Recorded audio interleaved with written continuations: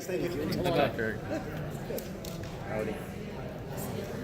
Why do you think that this is a story that's withstood the time that's passed since it originally came out in print? Well, I mean, the honest fact is the average person is the only Superman story anyone really knows who's not a comic book fan. And even if you don't know the story, the title sells itself. I mean, Superman is someone who's not supposed to die, so it's a easy sell, basically. The actual story, the actual event, some people may remember if they were around in the 90s, you know, what a big deal it was. But I mean, they've done Superman dying is a kind of a reoccurring premise in a lot of his history. We did it on Justice League a couple of times, I think. We did it in Batman vs. Superman. I'm sure they did it on Smallville, probably 3 or 4 times. I don't know. So it's one of those stories that kind of writes itself. If you just hearing the title, you just want to know what that story's about. So I think in this case, we actually got to adapt the actual story.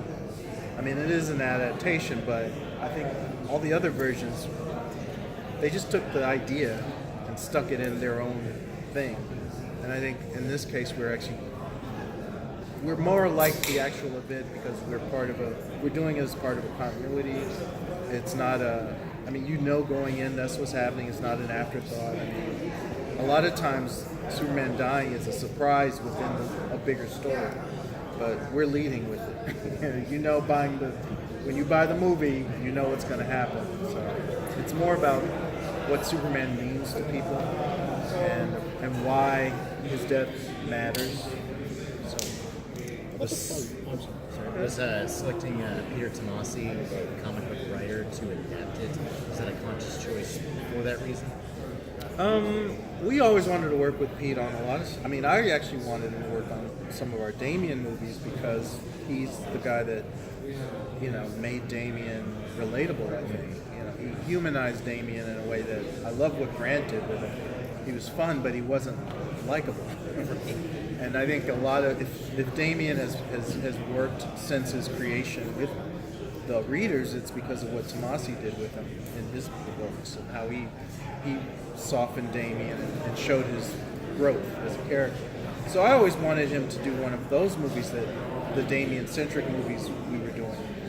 But it just turned out he was available for this. He's a great writer. He was up for it. And it was more luck of the draw with that. It wasn't so much he had to do this movie, just we knew we wanted to work with him. So that's how it happened. With the fight, what was the challenge? Because I've seen the movie, and I thought the fight was emotional, and probably one of the most powerful that I've seen in all of these films. Can you talk a little bit about what went into it? Well, Jake went into it. No, Jake did. The movie was so big, and because of the amount of movies we make per year, we had to split that one up between Sam, Lou, and Jake. And for me, Sam, I know is really great with the emotional stuff. And I knew the structure of this movie was the whole front part is basically just setting up the relationships and showing how they matter. And then the second half is basically the fight. And I knew that, not that Jake can't do other things, but he was really good at that kind of stuff. And so we split it up that way. And so the thing is, a lot of the human touches within the fight that make it matter, some of them were scripted, some of them was Jake coming up with it. Some of it was like me saying, this should happen. The kid hugging Superman when he saves his life. Little things to make it how Superman touches the average person, which a lot of movies kind of skim over or just don't have the time to show. Because this was in part of a continuity, we've seen Superman do Superman stuff. So it was more important to show his connection to people. And so that's what I think the fight did. Is that why you guys decided to incorporate Bibbo? Bibbo, I think of anything that came from the original events. Bibbo was the thing that was kind of the glue for the whole movie, really. Because he really does represent the everyman. he's not Lois, he's not Jimmy. He doesn't really have a deep personal connection with Superman. He's us. He's a fan, and so the way he sees Superman is the way the fandom sees Superman. So he's emotionally hit by what happens almost more than some of the regular cast members. So no, he was very important. They pretty much insisted we use him, and I was all for it. What about a Bibbo movie down the road? We'll see if this one sells. No, we won't. I have a Broadway Bibbo sketch on my wall, so you could make that worth money. Okay, hey. James, with Superman as a character, stepping outside the movie for a second, just Superman himself, why does he endure, do you think, and what do you think he represents to this world we're in now? Oh boy, that's a loaded question. I don't know. I don't have a. I mean, if you want to, he's the ultimate immigrant. I mean, that's, yeah. I mean, and of course now, more now than ever, he represents hope and the American ideal of coming here and making something of yourself and contributing to our society. So, yeah, he's the ultimate immigrant. Anything else? What was the... He died. Chris, yeah. What was the thinking that went into the stinger that introduced the four?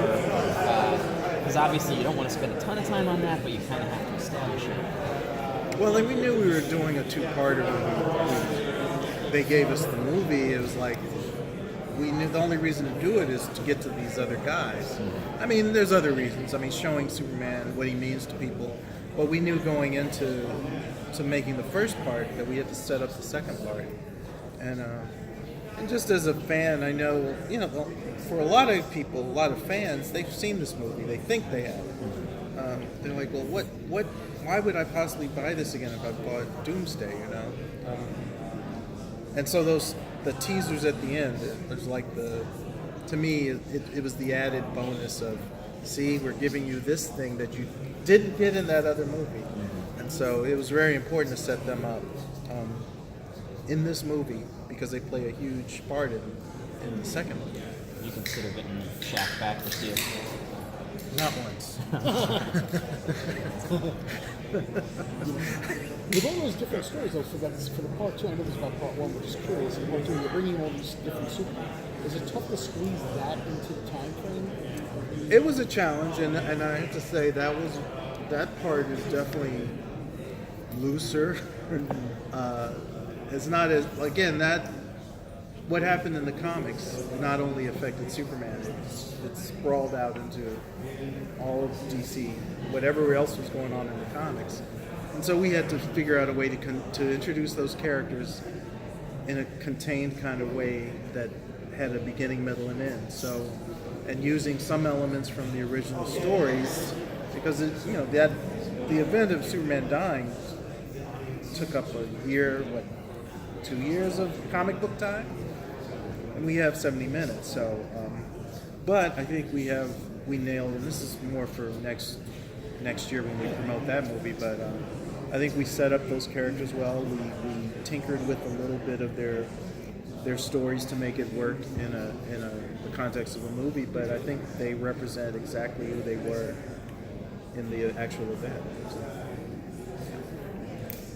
What's upcoming? I'm going to keep going. Oh, well, what's up? Well, What part can two. you talk about besides Part two is any- the only thing I can talk about right now, and not much. And then you'll find out tonight what else is coming up, I assume. Is Superboy, 90s Superboy, in this second part of this, or is he more of an updated version? The leather jacket is very important. Well, I will say both, because we're not doing it, we're not setting it in the 90s, but personality-wise, yeah, it's that all of them are personality-wise the exact same characters they would have been in the 90s. Because there's no reason to change that, but I think we had to condense some of their origins and make them make a little more sense to people who are comic book readers and have, decades of history in their heads. So, but I don't think we compromise anything about who they are as characters.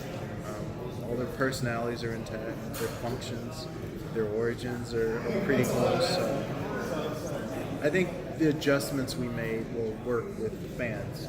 Does Cadmus work into Superboy, or was that one of the adjustments? No. We give it its due. We give everything that's in the story for the most part its due. It may be contextually a little different, but you'll know where we came from. One more question. What makes you think when you receive the critics from the animated movies and they were very well received, whereas the live action features are not that well received? You say you should have talked to me, or I'm gonna teach you or something. I don't know what the live action guys have to go through. I can only imagine that's very top heavy. There's a lot of more executives. I mean, as entertainment goes in Hollywood, we're kind of, above the fertilizer. We're not, the totem, we're below the earth. We're not the high stakes. And with that, we have a lot more freedom.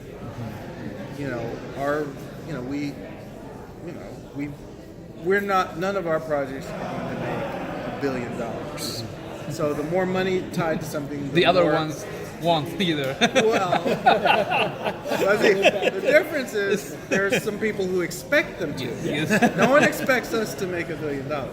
And so, basically all I'm saying is we have a lot more freedom. And I don't, everyone always says, well, why don't they ask you guys? Well, those guys, if they asked us, we would probably have to do the same thing or work under the same conditions as the other guys. And so I don't know that we would come up with better or be able to do better things or different things. Everyone, they all look at our stuff anyway. What they do with it, they don't need us to tell them. They can buy it. Our movies are out. Our TV shows have been around for decades. Have you seen the streaming thing? I mean, it seems like that's going to give new life to a lot of these old shows and films. Yeah, I hope so. I mean, there's a lot of shows we did that either had a very low exposure to audiences for whatever reason, and I'm hoping. I mean, it's money on the table. I mean, we did all these shows that some people saw, not everyone saw, and I hope it gives some of them a second life to find an audience for $70.99 a month. I don't know. Other than Superman in the movie, did you have a favorite character that was in there? Well, Lois, because again, in this continuity, we only saw Lois once in the Throne of Atlantis. But even if you look back on that, we planted the seeds for what this movie shows happened. Rebecca Romaine is so good as Lois. And, it's, of course, because she's married to our Superman. But it wasn't like, we didn't think of it going into it. It was like, oh, wow, what if we could get her? I don't know. But she really is good. I mean, that was surprising. I mean, I'd known her on-screen work, but I had no idea how good a voice actress she would be for this. And I think Lois is the best thing in it myself. For me. Yeah. All right. Okay. Thank you so much.